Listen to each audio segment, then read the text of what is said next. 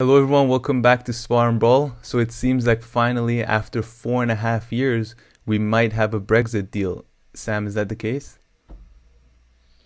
It looks like that. To be honest, it hasn't been announced officially yet, but yesterday there was a leak by a European diplomat that there is going to be a deal and it's going to be announced within a day or two. And today, all major news organizations are reporting that they are hashing out the last details, and Johnson is basically about to announce a um, deal with the EU on the basically on Christmas Day or Eve.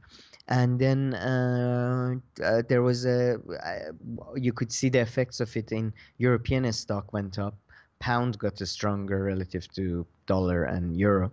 So yeah, it seems in all likelihood we're gonna have a deal in a day.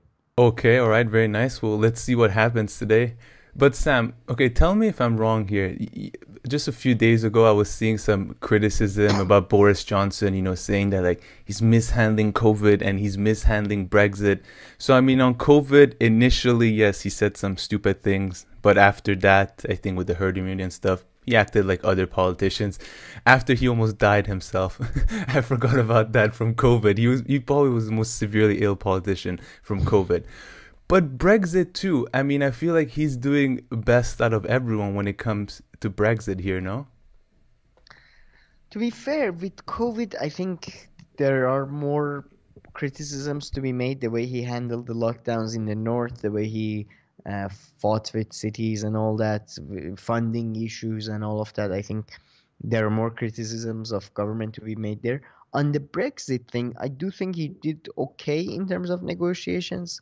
I mean, until we know the exact detail, we can't tell. But I definitely think the way media attacks him is not necessarily because of his performance, which I don't think is great, but largely because they hate him. So, it's more personal thing in that term. Although we must say that there are a bunch of extremely conservative. We are talking about the newspapers we read or we see, at least other people read, but there are bunch of conservative newspapers or hardcore right-wing newspapers that support him and are very flattering to him or even criticize him from the right. So he's playing a balancing game there. And but I do think in terms of Brexit, he did much better than most people sort of were. I mean, they were drawing pictures of doom and gloom, so it wasn't hard to top. But we'll see. Let's see the final deal, and then we can give a better, give a better evaluation of his record, I suppose, in those terms. But Yeah. he's always been a politician that shifted sides. He was originally pro-European, then he became anti-European. Now he's sort of he wants to be friends with Europe. So I think he'll survive these criticisms.